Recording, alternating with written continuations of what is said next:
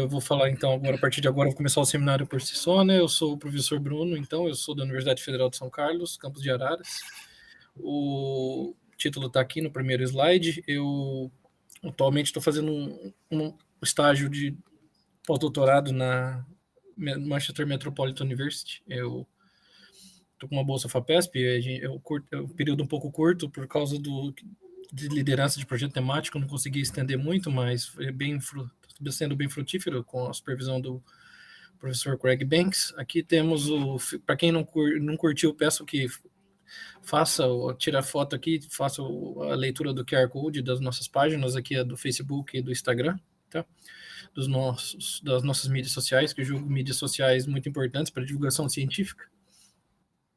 Gosto sempre de falar que a UFSCar, toda a minha formação foi feita em São Carlos, mas hoje eu sou professor em Araras, então é bom lembrar que nossa universidade ela é uma universidade multicamp, ela não é uma universidade de um campo só.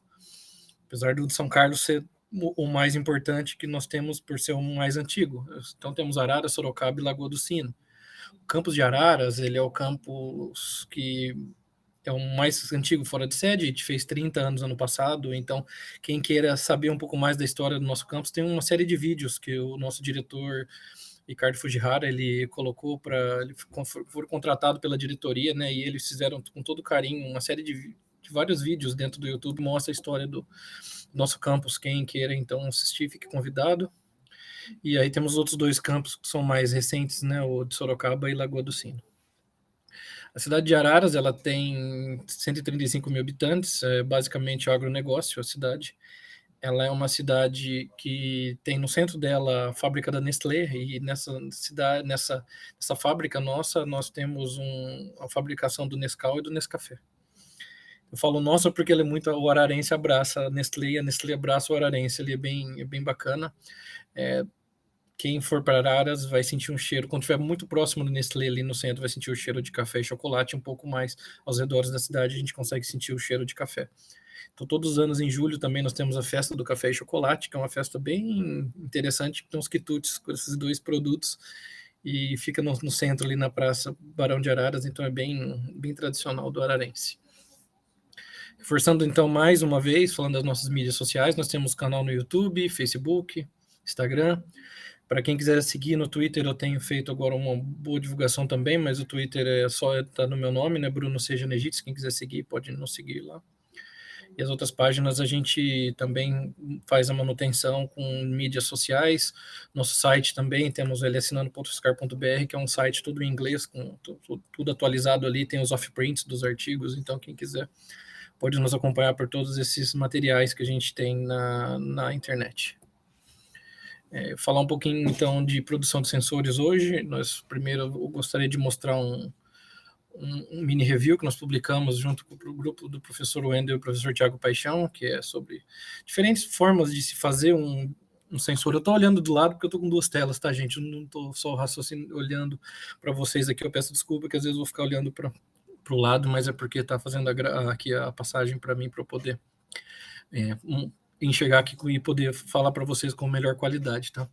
Então, esse trabalho, que o primeiro autor é a Jéssica, que é pós-doutoranda do nosso grupo, e com todos esses colegas que eu disse, fizemos um levantamento de sensores, como se pode produzir sensores com baixo custo usando tintas condutoras, pode ser o de laser, que o professor Thiago deu uma palestra muito bacana no ENCA. Podemos usar lápis, tem trabalhos do nosso grupo, do professor do Wendel, o professor Thiago também tem. Que até com lápis, então, a gente fazendo pintando uma folha de papel, a gente consegue fazer medida eletroquímica. Então, sensores eletroquímicos descartáveis são grandes alternativas para poder fazer detecção de analito de interesse. Então, esse é um trabalho que eu mostro para vocês que pode ser um guia para quem quiser começar na área. Um outro trabalho que eu gostaria de mostrar, o trabalho que é uma revisão da Microchemical Journal. A gente foi convidado para poder escrever uma revisão e aí optamos por fazer essa linha de pesquisa que é muito forte no nosso laboratório, de produção de tintas condutoras. Nós temos diversas tintas condutoras, depois quem tiver interesse, que o foco hoje é sobre impressão 3D, mas só para mostrar para vocês o que a gente tem feito. Então aqui produção de tintas condutoras é também um dos carros-chefes do nosso laboratório. Aí, quem quiser também pode olhar. esse material para poder fazer sensores em grandes quantidades com um baixo custo, tá? Lembrando que esse trabalho aqui a gente teve a participação também, que é um grande parceiro, o professor Rodrigo Munhoz, o professor Juliano, o professor André e Regina, esses os 3 últimos aí são da UFO e o professor Juliano da Unicamp. Agora vamos começar a entrar um pouco mais na linha de raciocínio 3D. Eu acho que é importante a gente discutir um pouco cada vez mais essa história do nível de maturidade tecnológica. Nós temos uma startup no nosso laboratório e de vez em quando participo das reuniões com pessoas que estão interessadas a abrir parcerias, e aí eles perguntam que nível de escala de maturidade e tal o produto que vocês estão desenvolvendo.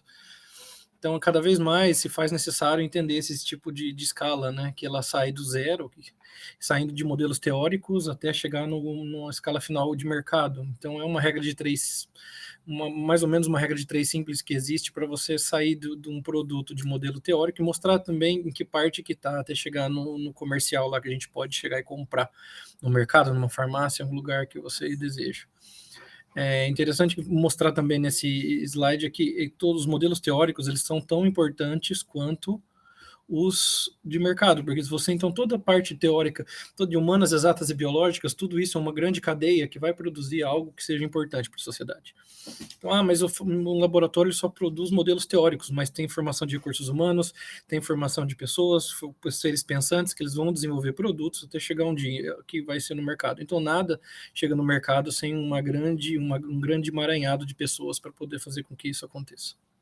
Então, é importante cada vez mais se discutir essa escala TRL, que é o nível de maturidade tecnológica que se existe nessa conversa mercado-academia. Falando um pouco de impressão agora, o ser humano ele sempre usou a impressão para fazer algum tipo de comunicação, algum tipo de entendimento, de estudo. Já existiam as pinturas rupestres na antiguidade, que é um tipo de impressão. Era manual, mas era uma impressão. E podemos também fazer um grande avanço aqui nessa história, né? Eu gosto muito do jeito que o professor Fatibello, quando ele faz as suas apresentações, que ele gosta de contar a faixa de história de algo que seja importante, mas ele, logicamente, faz isso muito melhor que eu, que ele faz com detalhes. Mas aqui eu acho que é importante só pincelar em alguns momentos, né? De onde veio a ideia da impressão, né? Então vou colocar um videozinho aqui para vocês, surgiu a necessidade de fazer a impressão. Então Gutenberg, ele fez isso no século XV, ele teve a sacada de produzir, fazer algo que seja impresso. Como? Ele estava tentando fazer, então, no primeiro caso foi a Bíblia, né? Ele foi inventor da prensa.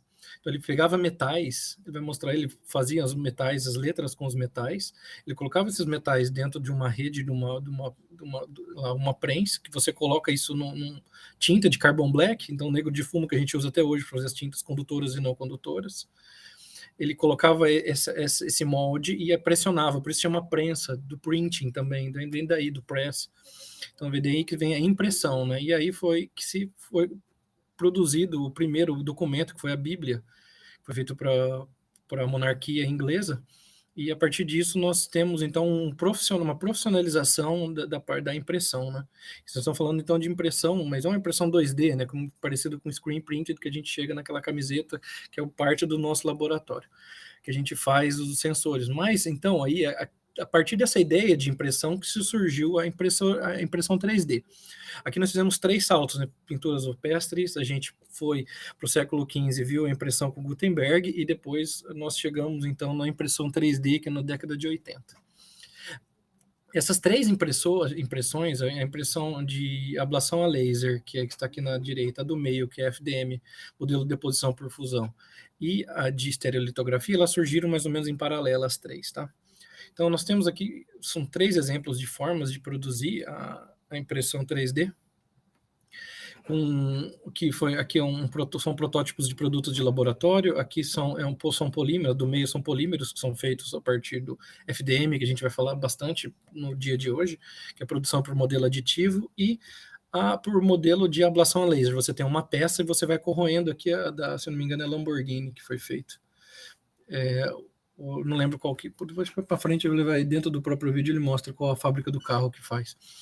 Mas é para fazer, Bugatti, perdão. E aí se faz as peças também para corroer, né, o metal a partir com um laser fazendo então esse aquecimento e fazendo o modelo de produção de peças.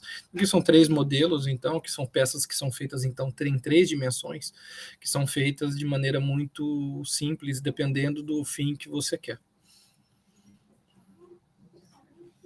Então, como eu disse, nós vamos falar bastante hoje da modelo de deposição por fusão, que é FDM, é um modelo mais simples e popular, é de fácil de produzir. Podemos ter, isso é aberto para fazer o design, você tem um mínimo gasto de produtos, né? Os filamentos mais comuns que nós temos é o de PLA e ABS. As temperaturas geralmente de extrusão variam entre 180 e 220 graus. E o interessante é que uma própria criança, se tiver facilidade de produzir um desenho, ela vai conseguir usar a impressão 3D. Como eu já disse em slides anteriores, ela começou na década de 80, e qualquer coisa você pode fazer com impressão 3D. Aqui nós temos 3 exemplos. O primeiro exemplo que a NASA vem estudando formas de como levar a impressora para a Lua, para Marte primeiro, para produzir as casas, os locais para onde serão, finalmente, nos próximos anos teremos, quiçá serão seres humanos e animais na Lua e outros planetas, né? Como Marte, se tem mais estudos, né? Então, se pensa em levar as impressoras primeiro para se produzir esses locais. Também já materiais biológicos são impressos em 3D, como órgãos artificiais têm sido produzidos nos últimos anos, e já acredito que nos próximos anos isso vai se começar a ser utilizado cada vez mais. Aqui eu coloquei para entendimento de qualquer área, podemos fazer também um estudo de morfologia de locais, né? Então aqui nós temos então o desenvolvimento que eu achei interessante na cidade de Amsterdã. Foi feita uma ponte totalmente impressa 3D por modelo de deposição de fusão. Usaram metais, mas ela foi utilizada por camadas, e essas partes foram levadas para os canais de Amsterdã. Então ela foi montada num dos canais do rio Amstel, né? Isso aqui fica no Red Light District, onde fica lá os prostíbulos, né? E é uma região que é interessante, porque essa ponte está lá no meio, não se pode tirar muitas fotos da região em si, mas ali da ponte todo mundo tira, e eu perguntei para os guias e é super comum, né? Então essa ponte, ela foi montada, como eu disse, ela é de aço inox, ela é feita por modelo de deposição por fusão, ela foi unificada por peças, e interessante que ela também é toda high-tech, então foram colocados sensores de movimento, temperatura, quantidade de chuva. Ela é bem interessante. Aí foi a primeira ponte construída e colocada, né, dentro de uma cidade, pensando em modelo FDM. Então, para você ver que já acho que no futuro próximo teremos de tudo sendo feito com impressoras 3D. Quem quiser entrar para ver a história dela, tem no YouTube. Aí você coloca uma MX3D Bridge, vocês podem consultar. Dá para ver os sensores funcionando no momento atual, agora online, para ver o que está acontecendo nesse momento, quantas pessoas, com o peso de pessoas, movimentação, tudo dá para ver nesse momento, ao vivo, dá para ver lá, é bem bacana. Então, saindo dos exemplos de impressão 3D, falei um pouco mais de extrusão fazendo a FDM, né? E aí eu vou falar um pouco mais agora dos filamentos. Os filamentos já também disse em slides anteriores, mas é importante ressaltar que o ABS se usa bastante, o PLA, o PETG, que a gente pode usar condutivo ou não. Então eu vou dar alguns exemplos aqui que no nosso laboratório já usamos, também filamentos não condutores, não condutivos, para poder fazer alguns dispositivos que já estão sendo utilizados pelo nosso laboratório. E depois vou fechar toda a nossa apresentação aqui falando de materiais condutores, para falar um pouco mais de eletroanálise, que é o que a gente tem feito no laboratório, que é a minha linha de pesquisa principal. Então, como se faz um desenho em 3 dimensões?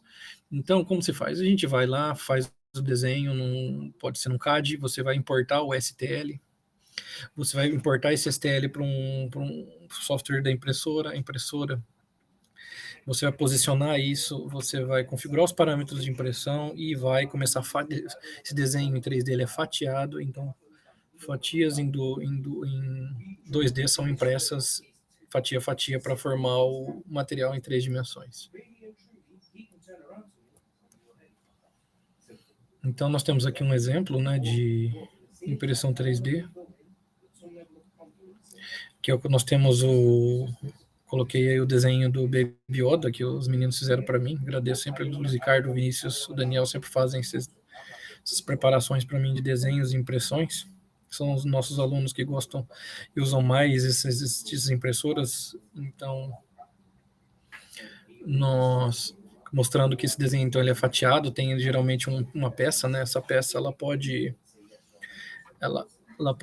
colocada junto com a impressão para não se perder algum detalhe, né? O próprio software faz isso, então temos a formação então do desenho em 3 dimensões. Aqui temos aqui, você chegar aqui do lado aqui que é o Baby Yoda pronto. Primeiro trabalho que eu gostaria de mostrar é o trabalho do Vinícius. O trabalho do Vinícius, ele fez um ângulo de contato, um suporte para colocar o celular para a gente poder fazer um ângulo de contato. Porque tivemos um interesse de fazer ângulo de contato no nosso laboratório, mas a gente tinha um custo muito alto para poder fazer isso. Então nós pensamos em produzir esse equipamento, né, esse mini equipamento para poder colocar o celular e principalmente aqui a pipeta, né, e o celular para poder fazer as medidas de ângulo de contato. Aqui foram impressas, né, 16 peças diferentes para montagem, e o dispositivo ficou mais ou menos assim. Esse artigo, como já mostrei, ele foi publicado na Química Nova. Quem tiver interesse em ter esses arquivos STL, o Vinícius, inclusive, está assistindo aqui, a gente pode enviar. O Vinícius pode até colocar o e-mail dele aí, se quiser, no chat, que aí já fica mais fácil para alguém quem queira, pede para ele, ele manda os arquivos STL para quem tiver impressora poder fazer esse dispositivo, né? Demora um pouco, porque as peças não são tão pequenas, mas é muito útil e tem sido utilizado em vários artigos nossos, porque a gente pode encaixar de baixo para cima aqui um eletrodo de carbono vítreo, a gente pode colocar um eletrodo impresso aqui, algum material que seja plano para poder fazer as medidas de ângulo de contato. Outra coisa que é interessante é trabalhar com um método XYZ aqui, então o celular ele pode ir para frente, para trás, para baixo, para cima, para poder ajustar, para poder fazer essas medidas, né? Então aqui nós temos algumas, mais detalhadamente como foi feito, né, o suporte da micropipeta e o celular, para colocar o celular. E aqui alguns materiais que nós usamos para poder fazer as medidas de ângulo de contato, né? Então papel, Office, PLA, ABS, sensores impressos, todos eles que nós já fizemos em trabalhos para poder visualizar e ver que a gente consegue enxergar aqui a hidrofilicidade ou hidrofobicidade de um meio. Outro trabalho que nós fizemos também do Vinícius é um trabalho de microfluídica. A gente fez um dispositivo microfluídico usando impressora 3D. Esse dispositivo ele foi feito um suporte, então esse suporte ele é colocado junto com 2 suportes na realidade, um para colocar o celular e outro embaixo que é para colocar o sistema de papel, que é esse papel de filtro. Esse papel de filtro então ele foram feitas algumas modificações, e essas modificações a gente trabalha com cores, né? Então a gente faz detecção colorimétrica com esses celulares e a partir da escala CMYK nós conseguimos quantificar os analitos em amostras de água. Então, a primeira medida eu gostaria de mostrar para vocês é a dureza. Aqui nós usamos para detectar a dureza o negro de ureocromo T, nós modificamos as pontas do sensor desses papéis, né, desse sensor colorimétrico. O negro de ureocromo T, na presença de cálcio e magnésio, o cálcio e magnésio ele vai para coloração mais roseada. Então a gente nós levantamos então a curva analítica a partir do aumento da concentração de cálcio e magnésio, dá para quantificar o analito, no caso, no analito de interesse. Também fizemos modificações na ponta desse sensor colorimétrico com 4-aminotipirina. A 4-aminotipirina, na presença dos compostos fenólicos, ele vai para amarelo mais escuro, então foi também possível detectar, fazer a quantificação da quantidade de compostos fenólicos, e também, sabendo-se que já existem na literatura milhões de jeitos de determinar pH, mas nós também falamos, vamos tentar fazer mais um terceiro, porque a ideia, se tivesse uma modificação em cada um dos três, você teria detecção ao mesmo tempo de compostos fenólicos, pH e também dureza. Então, fazer os três em um só. Então, nós vamos também fazer uma modificação para detectar pH. Então, a ponta do sensor do sensor colorimétrico foi modificado com azul de bromo-timol. Então, sempre é gotejada a solução aquosa no centro e ele vai espalhando e vai a mudança do pH, dependendo do pH, ele vai de amarelo até azulado para esse tipo de analito de interesse. A partir de agora, a gente vai falar um pouco mais de impressão 3D para eletroquímica. Então, mostrei até agora, dentro da nossa apresentação, eu falei o que é impressão 3D. Mostrei um pouquinho antes, né, a história da impressão. Aí eu avancei um pouco, mostrei que a impressão 3D ela é capaz de fazer qualquer tipo de dispositivo. Então, dei 2 exemplos. Um modelo que dá para a gente fazer um ângulo de contato. E depois mostrei outro que nós fizemos um sensor colorimétrico. Então, é muito versátil a impressão 3D, dá para se fazer de tudo um pouco. Aqui eu tenho 3 exemplos nesse slide de 3 revisões que eu gostaria de mostrar para vocês, que se fala de 3D para eletroquímica e eletroanalítica. Tem 2 trabalhos do Adriano, um com o Martim Pomero, outro com a Alessandra. Esse Adriano ele foi um aluno do Martim, publicado bastante dentro dessa área, um cara bem ativo dentro da impressão 3D. Outra revisão é a nossa aqui, que nós publicamos na Analítica Química Acta. Essa é a revisão da Analítica Química Acta, ela foi publicada em 2020, juntamente com o professor Rodrigo Munhoz, o professor Eduardo Richter, que são grandes parceiros nos trabalhos de impressão 3D. O professor Juliano também, que é um grande parceiro, né? Todos os trabalhos que temos feito no nosso grupo. Então, teve um bom impacto esse trabalho aqui, está batendo quase 200 citações em 2 anos, então é algo que realmente tem interesse da literatura. Alguns exemplos de nomes, então, para quem queira começar a trabalhar com eletroquímica, eletroanalítica usando impressão 3D, como já disse o Adriano, Martim Pomera, Cristo Kokinos, o professor Craig Banks, Glenn O'Neill, Ian Migdalski, Bhavik Patel. São alguns exemplos ao redor do mundo de pessoas que estão fazendo bastante trabalhos com impressão 3D. Alguns exemplos dentro de Brasil, o professor Rodrigo Munhoz, o professor Eduardo Richter, o professor Rodrigo Amorim, o professor Wendel Coutro, o professor Juliano Bonassin e o professor Tiago Paixão. Alguns exemplos aqui de professores que têm feito trabalhos em impressão 3D em nível mundial e escala nacional. Uma dica de leitura que eu dou foi um trabalho que nós fomos capa da Analytical Chemistry, nós juntamos grupos mais uma vez, acho que isso é bem válido em todo momento, juntamos grupos e conseguimos publicar um artigo na Analytical Chemistry mostrando como se faz os parâmetros, né, para impressão 3D, parâmetros operacionais para se fazer a impressão 3D. Então, aqui nós temos, ele foi capa da revista, foi de maio da Analytical Chemistry, um material que eu indico para leitura também. Aí, quando a gente vai começar a fazer sensores eletroquímicos com impressão 3D, sensores impressos em 3D, o que a gente tem que pensar? A gente vai usar uma célula eletroquímica?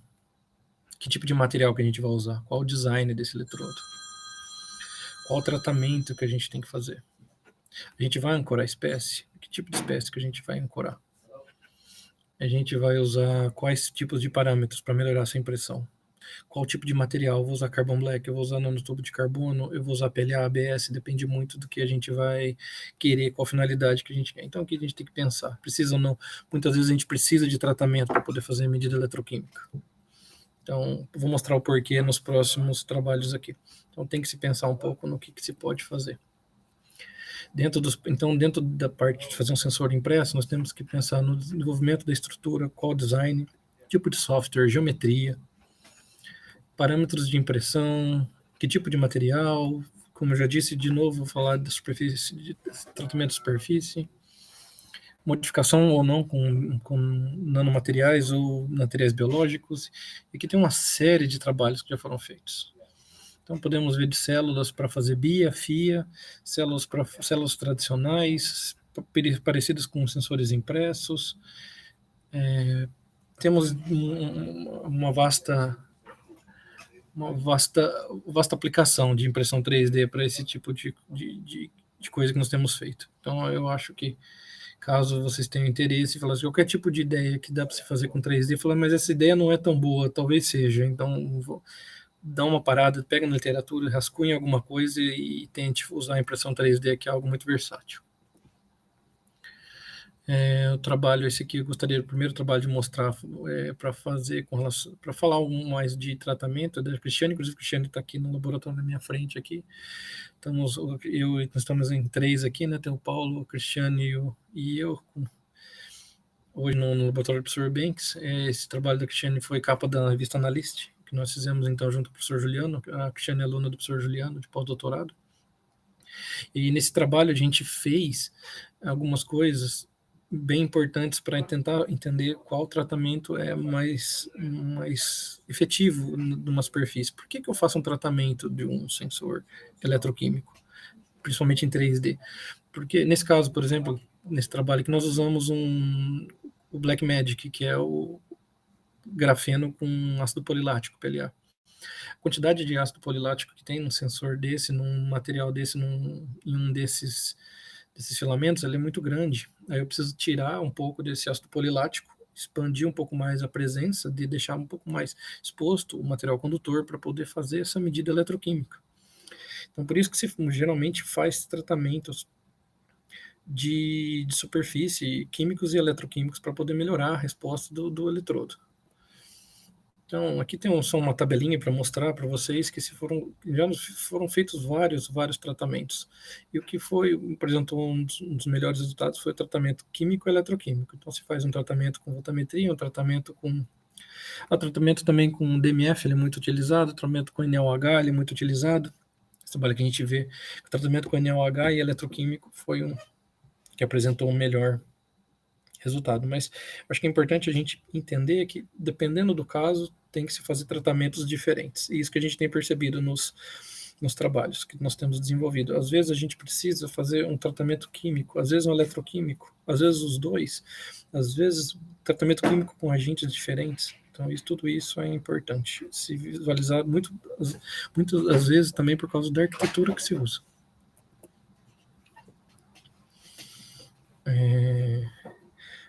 Aqui é um trabalhinho que eu gostaria de mostrar, que o Lucas, aluno do professor Wendel, que nós fizemos trabalho aqui em parceria com o professor Wendel, fez, usando uma impressora 3D de dupla extrusão. Então se produzia já a celinha com ABS e ao mesmo tempo imprimindo o Carbon Black PLA tudo junto numa célula eletroquímica só, usando o eletrodo de trabalho contra e referência ao mesmo tempo.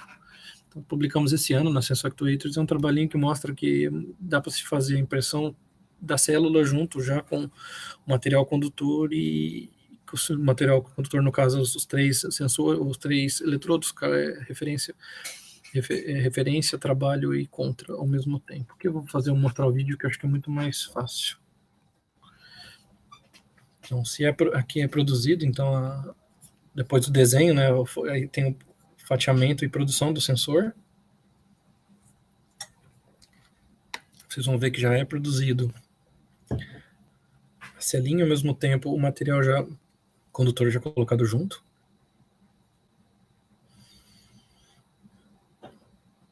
Então, nesse trabalho foi feito um tratamento com DMF. DMF ele vai corroer, tentar tirar um pouco do PLA, então o ABS ele agride menos. Não tivemos problema com o ABS nesse caso.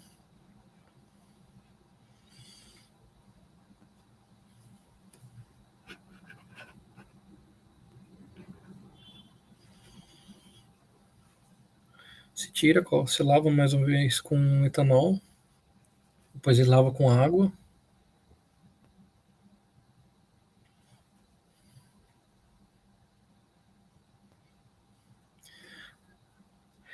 Leva esse Sensor com água já, né, numa solução, leva um banho de ultrassom para eliminação de alguma impureza que tenha ficado em cima da superfície do eletrodo, ou dos eletrodos, né? Faz secagem em estufa.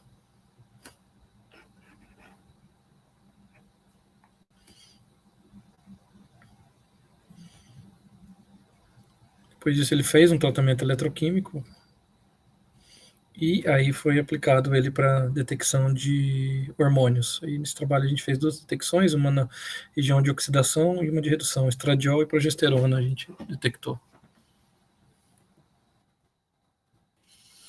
Na de redução a gente detectou a progesterona e de oxidação a gente detectou o estradiol. Que é só para observar o eletrodo não tratado e tratado, é para observar que quando começa a fazer o tratamento, começa a aparecer uns buraquinhos, né, dentro da superfície. Na realidade, está aumentando a área, porque está tirando o ácido polilático e deixando exposto o material condutor. Neste caso, foi carbon black. Outro trabalho que eu gostaria de mostrar também da Cristiane, trabalho de influência de idade, né, do filamento. O filamento, quando a gente compra ele, ele apresenta um resultado incrível. E quando vai passando o tempo, ele vai se desgastando, vai perdendo qualidade. Mesmo fazendo o tratamento, a gente não melhora, mas a gente não consegue trabalhar com ele da mesma forma quando ele é novo. Então o professor Juliano chegou um dia e falou: Bruno, eu tive uma ideia aqui, vamos ver se dá certo? Eu falei: vamos. E ele e a Cristiane começaram a desenrolar esse trabalho e a gente foi discutindo e realmente dá uma grande diferença. Então, é uma dica que eu dou também de quem esteja começando ou trabalhando com esse tipo de material, é que o armazenamento dele com sílica e fazer o aquecimento, às vezes um pouco de estufa, antes de começar a pensar em trabalhar com ácido polilático, com material condutor junto, é algo importante. Mas mesmo assim, o filamento ele é produzido e tem que ser utilizado logo. Não adianta a gente ficar usando ele, falar, vou guardar ele por muito tempo, sendo que isso a gente percebeu que vai atrapalhando as medidas eletroquímicas, vai degradando o ácido polilático e isso influencia na resposta eletroquímica, porque vai mudando muito, muito a superfície e aí mesmo o tratamento químico, eletroquímico não satisfaz para poder fazer as medidas, tá? Então aqui tem algumas medidas, você vê que ele fica mais rugoso, porque o ácido polilático ele é bastante hidrofóbico, perdão, hidrofílico, me desculpe, ele tem bastante aderência, então ele começa a absorver muita água, aí você perde começa a perder muita qualidade, né? Porque quando você entra com tratamento químico, ele está tão degradado que você acaba formando uma superfície de passivação no material condutor e você não consegue mais fazer uma medida como antes. Aqui são 3 exemplos para vocês verem de comprado. Esse aqui o rosinha, o vermelhinho é com 1 ano e o verde já com 3 anos um filamento. O filamento, então, mais comparado aos 3, o filamento que apresentou o melhor resultado mais novo, a gente usou ele para detecção de bisfenol A em amostras. Diferentes amostras, em água, em pacotes com ervilha, e o resultado de recuperação foi bem satisfatório. Entrando agora na parte mais biológica da nossa apresentação, gostaria de mostrar o trabalho que nós publicamos como capa de revista na Analytic Chemical Act do ano passado. A gente fez um overview sobre vírus, diferentes vírus, porque eu tenho um projeto para detecção da Covid-19 e aí no meio das discussões vão surgindo, nós vamos fazendo os trabalhos, né? Então esse foi um deles, que é a Laís, primeira autora, e todos os outros colegas aqui também participaram. Aqui, além dos colegas que eu já falei que são parceiros, o professor Manuel Carrilho também participou desse trabalho. Então, falando sobre vírus, material biológico, falou, por que não usar a impressão 3D para poder fazer a detecção, para tentar pensar em doenças, né, detecção de doenças. Esse aqui é o primeiro trabalho, o professor agora não tinha falado deles, mas também são grandes parceiros, o professor Luiz Humberto Marcolino Júnior e o professor Márcio Bergamini, ambos da UFPR, são parceiros de longa data. Eles também entraram em contato comigo, com o Gustavo, que acabou de defender o doutorado e agora já é pós-doc no grupo deles. Nós estamos com um trabalho aqui, Bruno, e com relação, vamos desenvolver ele junto para poder fazer a detecção de vírus? Vamos. E aí foi feita a detecção, então, do hantavírus. Como? Como foi feito esse sensor? Esse sensor é como se fosse uma ponta de caneta, é impresso o PLA e internamente, parecendo com quem trabalha com eletrodo de carbono vítreo, é mais ou menos igual aquilo. Então você faz um contato elétrico com cobre e ali naquela ponta da superfície, naquela superfície tinha esse aqui é o protopasto, né, que é o carbon black condutor com PLA. Então, nesse sensor, o ácido polilático, mesmo que quando ele não condutor, ele tem muitos grupos ácidos carboxílicos. E o próprio carbon black também tem alguns grupos carboxílicos. Nesses grupos carboxílicos, nós fizemos, então, via DCNHS, a ligação do anticorpo, o anti-N, que é da nucleoproteína do hantavirus. E aí, depois dessa etapa, fazemos, então, um bloqueio com BSA e, depois do bloqueio com BSA, faz, então, o contato dessa proteína, da nucleoproteína, com a anti-N, né, com o anticorpo dessa proteína. Esse tipo de sensor, a gente pode trabalhar para fazer detecção em duas vias eletroquímicas, por voltametria. A cada etapa que você vai se colocando na superfície do eletrodo, vai diminuindo a corrente, ou você também dá para trabalhar com impedância eletroquímica. A impedância eletroquímica, então, como você vai diminuindo aqui, está aumentando a resistência da superfície. Então, se você aumenta a resistência de transferência de carga, vai aumentar, então, vai impedir essa passagem, então aumenta o arco aqui de resistência, né? Então, nós temos, então, de duas formas, a gente pode detectar por voltametria ou por impedância eletroquímica a concentração, né? Precisa observar o aumento da concentração e quantificar se a pessoa tem ou não aquela doença, no caso aqui a proteína N do hantavírus. Por que foi escolhido o hantavírus? O hantavírus ele tem uns sintomas muito parecidos com o da Covid. Então é uma doença que tem uma certa preocupação na América do Sul, mas muitas vezes se fala pouco. Então foi com parceria com a Fundação Oswaldo Cruz, teve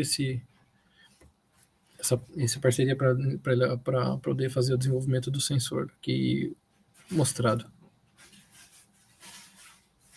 Fiocruz, se não me engano, eu preciso só verificar isso depois, mas tudo foi parceria do pessoal do Paraná com eles, né?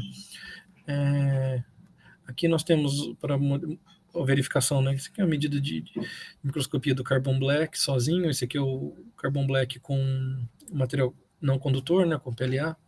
Nós vemos que a porcentagem mais ou menos de carbon black ela está perto de 30%, que é o que se fala dentro dos frascos, né, dentro dos pacotes quando se compra, ele fala que é isso.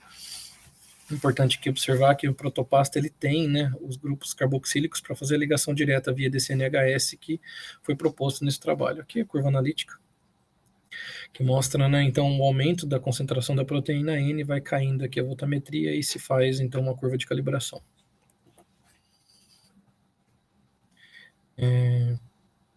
Como eu disse, o coronavírus ele é um dos motivos de interesse do nosso laboratório para a gente fazer sistemas de detecção dele. Não vou ficar batendo muito nisso, que eu acho que todo mundo já está já tá bem conhecido, né? Um assunto já bem conhecido na literatura. Então eu gostaria só de falar que alguns materiais são possíveis, né, para fazer a detecção do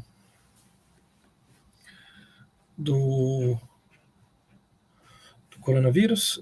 Nós temos então podemos fazer a detecção de material genético, podemos fazer a detecção da proteína spike, proteína envelope, proteína membrana e do nucleocapsídeo. Todas elas estão presentes dentro do coronavírus. Então aqui podemos ter do espinho, podemos a proteína envelope, o material genético, a nucleoproteína, todas elas então são passíveis, né, de serem utilizadas, possíveis e passíveis de serem utilizadas dentro de um sistema de detecção eletroquímico, colorimétrico, mas um sistema de detecção para poder fazer a quantificação e ver se a pessoa tem ou não tem o coronavírus. Isso aqui são materiais biológicos para fazer, são biomarcadores diretos, temos indiretos. A pessoa faz, vamos ver como é que está o nível de creatinina da pessoa. Se o nível de creatinina e de interleucina 6, principalmente, estiverem altos, isso aqui são bons sinais para ver se a pessoa tem ou não. Bons sinais no dia para a gente poder entender a doença, não que a pessoa que seja bom que a pessoa esteja com o vírus, né? Mas são biomarcadores indiretos que nos podem fornecer várias informações. Esse aqui é um gráfico de reprodução de vírus em geral. Então a pessoa tem contato com o vírus, a partir do contato do vírus tem o aumento da carga viral. Então, com isso, os vírus começam a se produzir e também tem um aumento do material genético. Aí, depois de 6 a 7 dias, tem o IgM, que é o anticorpo de reconhecimento, ele começa a ser produzido. E aí, a partir entre o 8º dia, mais ou menos, começa a ser produzido o IgG, que é o anticorpo de combate. Na realidade, o que a gente faz quando toma vacina? A gente recua isso para poder o IgG combater a doença. O primeiro trabalho que eu gostaria de mostrar para vocês, que nós fizemos, é o trabalho de sensor impresso, que o Luiz Ricardo fez, de impresso em 3D também, para detecção de 2 biomarcadores. A gente fez um indireto para creatinina. Quem quiser trabalhar, tem um trabalho do Sr. Ronaldo, bem interessante, do Sr. Fatibello, que foi capa da Atalanta, se eu não me engano, que é bem interessante, que ele mostra a detecção também de creatinina de maneira indireta. E também nós fizemos fizemos um genossensor, um sensor de DNA, para a detecção do código genético, né, do vírus da Covid. A partir desse sensor, então. É um sensor impresso em 3D, PLA grafeno, que modificado com partículas de ouro, e a partir de cima dessa partícula de ouro a gente faz modificação com material genético, ou usa essa modificação de de grafeno com ouro para fazer detecção direta. Por decaimento de sinal do ouro, a gente faz a detecção da creatinina. Então, o sensor, eu vou mostrar um videozinho para ficar mais fácil para vocês verem como foi feito esse sensor. Mas aqui algumas caracterizações de microscopia para ver os pontinhos. Esses pontinhos que são partículas de ouro que foram fixadas em cima da superfície do sensor impresso em 3D para fazer então a detecção direta e indireta do vírus da Covid. Aqui é um videozinho que eu acho que fica mais fácil de vocês verem. Então, podem ver que a gente tentou fazer muito parecido com o sensor impresso, como se fosse da DropSense, só que em 3D, com material condutor. Faz o tratamento com DMF. Depois do tratamento com DMF, é colocado um adesivo em cima de uma folha para colar esses eletrodos. Você coloca os 3, sensor de trabalho, referência e contra. Um delimitador colocado em cima.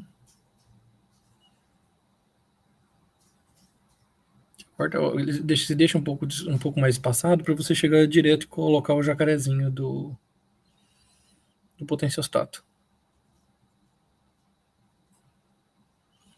Aí foi feita a modificação com ouro, então um ácido tetacloroáurico em meio de HCl foi depositado.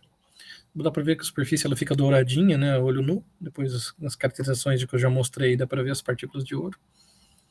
Em cima dessa partícula de ouro, então, foi feita a imobilização da sonda de captura, depois faz contato com a sonda-alvo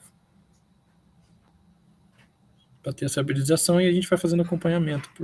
Pode ser feito por voltametria ou também por impedância eletroquímica, porque você vai, de certa forma, é parecido um pouquinho com o imunossensor que eu mostrei do trabalho do Gustavo. Você vai impedindo a superfície do eletrodo e vai aumentando a resistência, né? Que é só uma medida ilustrativa de voltametria para ver como faz. Então, no trabalho para creatinina, a gente usa o sinal do ouro, o sinal de redução do ouro, conforme vai aumentando a concentração de creatinina, vai diminuindo o sinal do ouro por adsorção, e aí se faz a quantificação. E também, como já expliquei, um sensor de DNA tem hibridização. Mas é um sensor, tem e não tem, sim. Mas eu preciso saber em qual região que tem ou não tem essa quantificação desse vírus, né? De quanto vai ter de carga genética. Para esse trabalho ser desenvolvido, eu precisaria de um PCR. Então, ele seria uma contraprova PCR. Não daria para fazer essa medida sem um PCR, por exemplo. Mas ele poderia fazer lá, a pessoa tem PCR, deu. Aí vai e faz a confirmação se a pessoa tem ou não tem o vírus. Então aqui, foi como eu já expliquei no trabalho anterior e no comecinho da apresentação desse trabalho, você vai aumentando a concentração de material genético, vai diminuindo o sinal de voltametria ou aumentando a medida de impedância eletroquímica.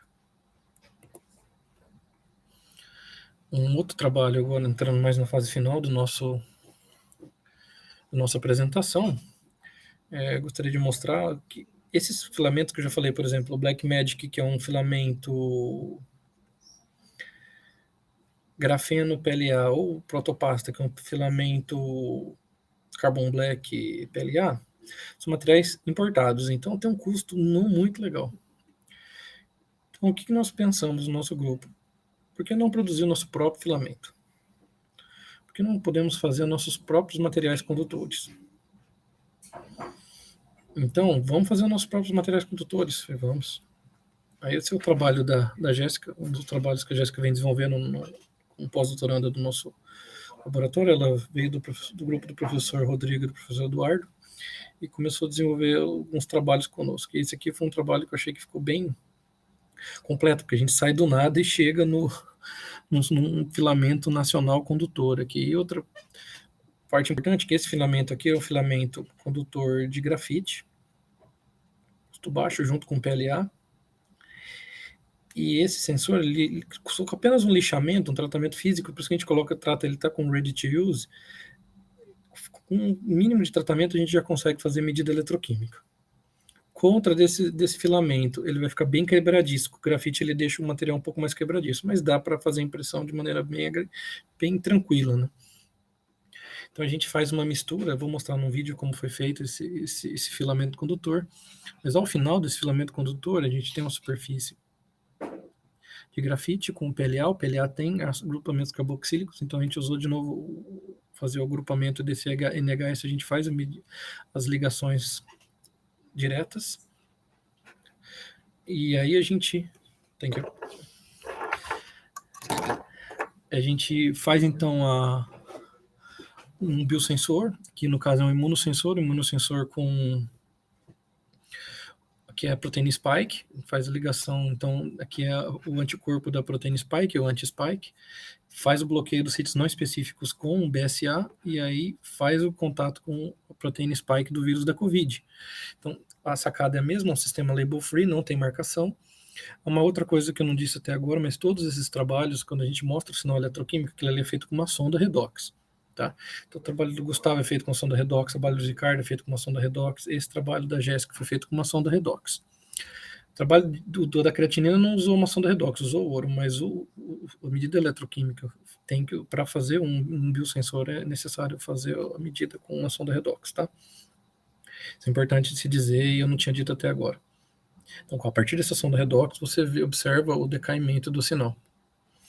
Então, está aumentando a resistência, que eu disse, cai a voltametria cíclica ou aumenta a resistência, e aí eu posso acompanhar pelo aumento do arco de impedância, tá? Esse aqui é um vídeo para mostrar que a gente mostra a produção de como a gente faz esse filamento. Então, misturado com PLA, com grafite, com 1,5 de DMF e acetona. E esse aquecido, depois de aquecimento, a gente tem esse, como se parece um bolo, né, dos dois, a gente leva isso para secagem, seca, despedaça isso, e aí vai levar isso para extrusora. Tem uma extrusorinha no nosso laboratório, essa extrusorinha, aí essa mistura ela já sai com o material condutor. Pode ver que ele é um pouco quebradiço, mas dá para se colocar atrás do impressor e fazer o sensor eletroquímico em 3D com filamento nacional. Isso aí foi patenteado e saiu na Analítica Química Acta esse começo desse ano, final do ano passado, começo desse ano, o paper saiu, né? Ele é colocado numa base polimérica também, impressa, e aí faz a medida eletroquímica.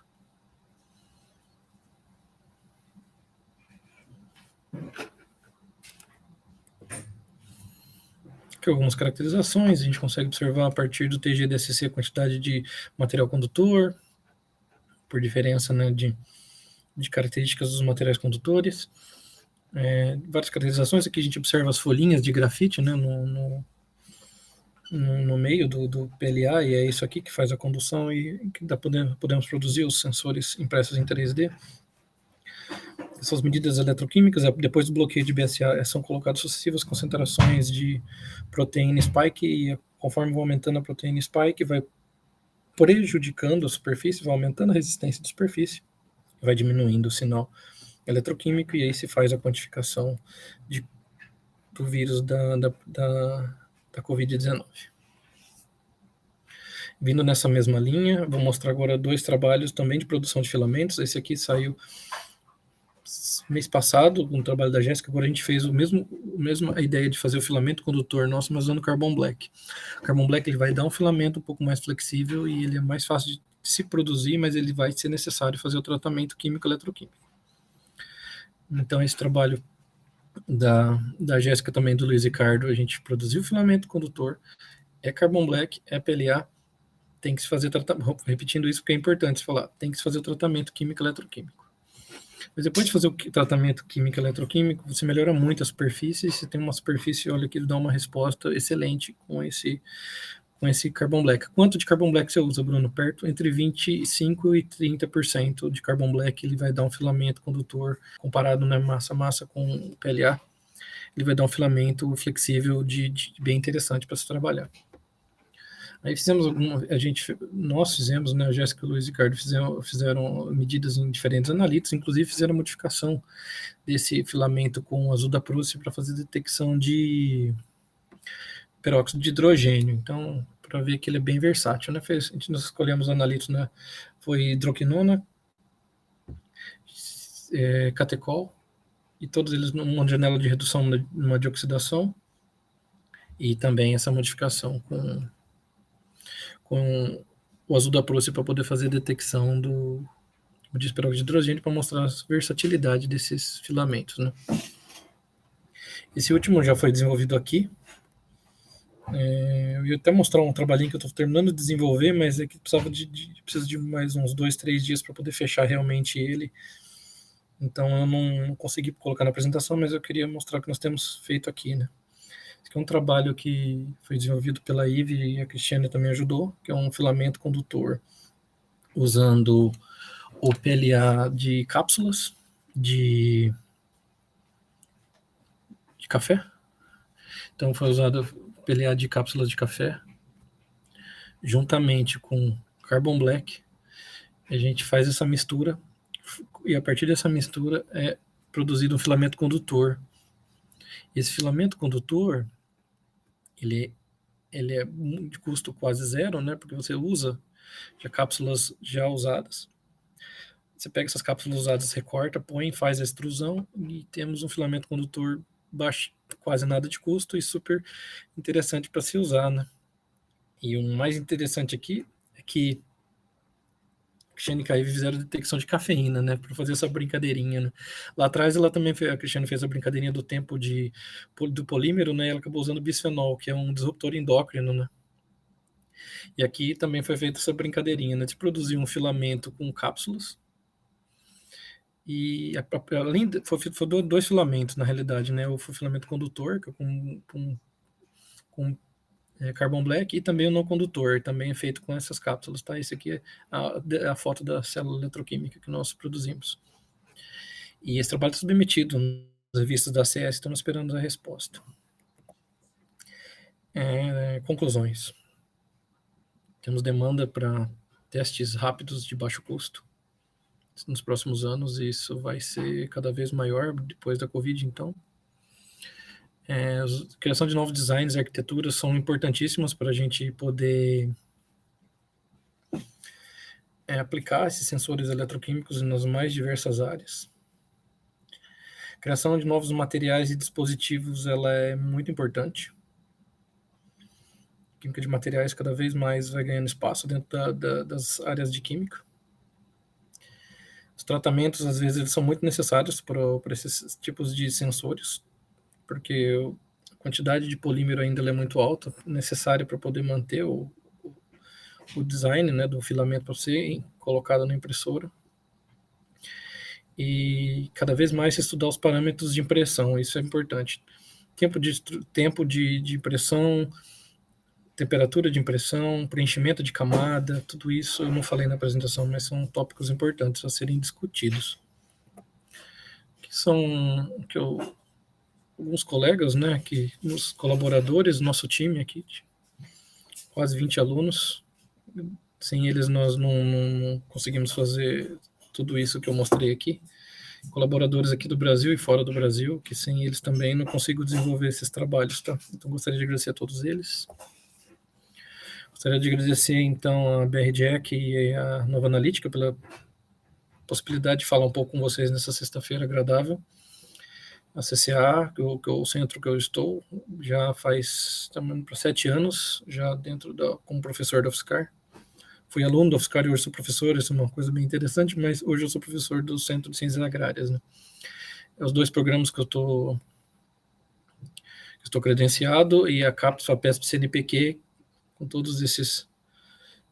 esses projetos a gente pode ter financiamento para poder desenvolver nossas pesquisas, né? Então, alguns números aqui de projetos que são importantes.